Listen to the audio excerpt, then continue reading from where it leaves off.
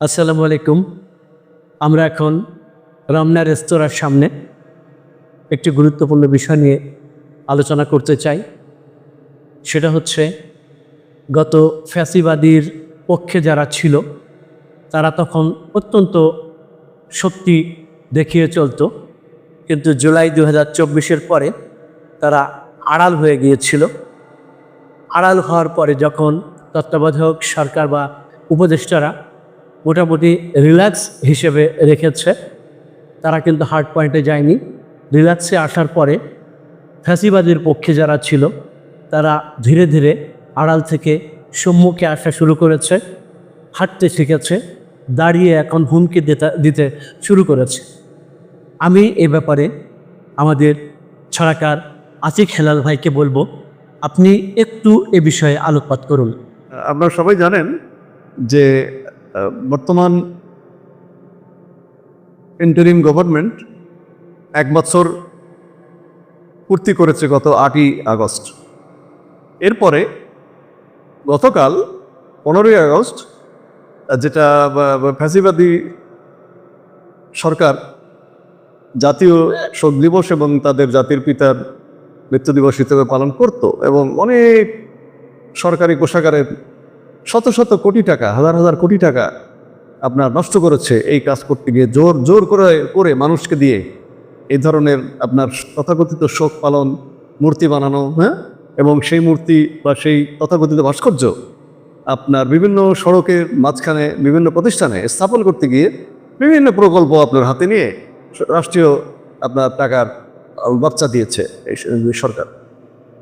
1 বছর পরে আবার 15ই আগস্ট দেশে ফিরে এসেছে। এখন একটা অন্যরকম পরিবেশ এদেশে ছিল, ফ্যাসিস্ট মুক্ত পরিবেশ আমরা পেয়েছিলাম।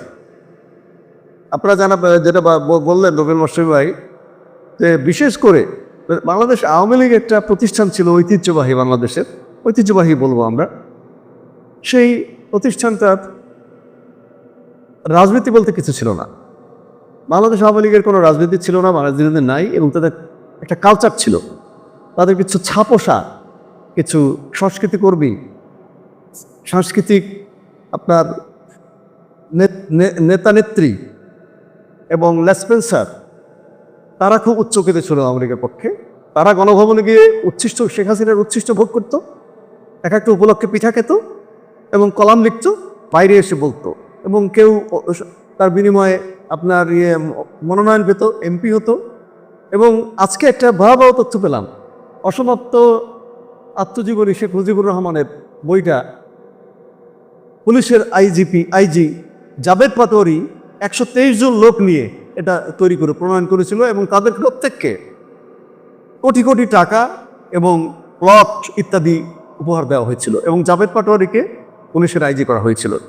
এ ধরনের না, এবং এটা বড় একটা পত্রিকায় নিউজ আকারে এসেছে, খুব বড় পত্রিকায় এসেছে, আপনারা দেখবেন এটা।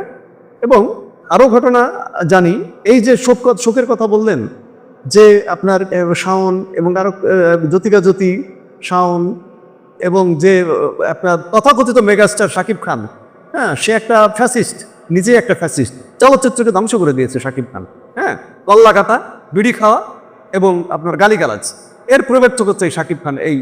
এই নায়ক থেকে শুরু করে আরও কিছু মানে ছোটোখাটো নায়ক, পিপিলিকা সম কিছু নায়ক নায়িকা আছে, তারা শ্রদ্ধাঞ্জলি নিবেদন করছে, এবং 1 বছর পরে তারা গর্ত থেকে বেরিয়ে এসছে।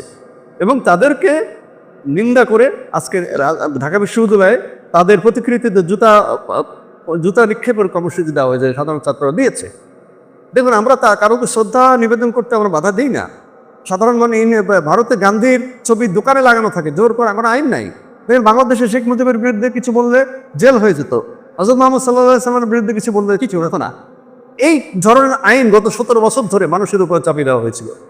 এই শ্রদ্ধা মানুষ করতে চায় না, আরোপিত জোর করে এটা মানুষ করতে চায় না, এবং করতে চায়নি, এখনো করবে না, করতে দেওয়া হবে না। এই যে ফ্যাসিজম আমাদের রন্ধ্রে রন্ধ্রে ঢুকে আছে, পত্রপত্রিকা, সংবাদপত্রের বিভিন্ন পাতার সম্পাদক, এবং টেলিভিশনগুলোতে এখন বাঁচার জন্য বিএনপির কিছু সম্পাদক নিয়োগ করলেই তারা নির্দোষ হয়ে যায় না, তারা ধর্ষক, তারা দখলবাজ পত্রপত্রিকা, মিডিয়া একটা হাউস, তারা বিএনপির কিছু নিউজের কিছু নেতাকে সম্পাদক বানিয়ে দিয়ে তারা বাঁচতে চেষ্টা করছে। আমরা বুঝতে পারছি না, আমরা টাকার কাছে বিক্রি হয়ে যাচ্ছি। এই প্রবণতাও আমরা মানি না, আমি এটা নিন্দা জানাই। এবং এই সংস্কৃতি যারা তথাকথিত সংস্কৃতি হিসেবে শাকিব খান সহ তাদের প্রত্যেককে তাদেরকে সামাজিকভাবে ব্যবহার করতে হবে। সরকারি অনুদান তাদেরকে দিয়ে পৃষ্ঠপোষকতা দিচ্ছে, সরকারি অনুদান দিয়েও সিনেমা বানাচ্ছে এরা, এই ফ্যাসিস্ট দোসররা। আমি মনে করি সরকারের এখানে ভূমিকা আছে, পরবর্তী সরকার এবং বর্তমান সরকার এ ব্যাপারে কড়া পদক্ষেপ নেবে। সব কিছু তো পদক্ষেপ নেওয়া যায় না, কিন্তু তারপরেও কিছু সুযোগ আছে। যেমন এমবিআরে অচলাবস্থার সৃষ্টি করেছিল, সরকার কি বন্ধ করেনি?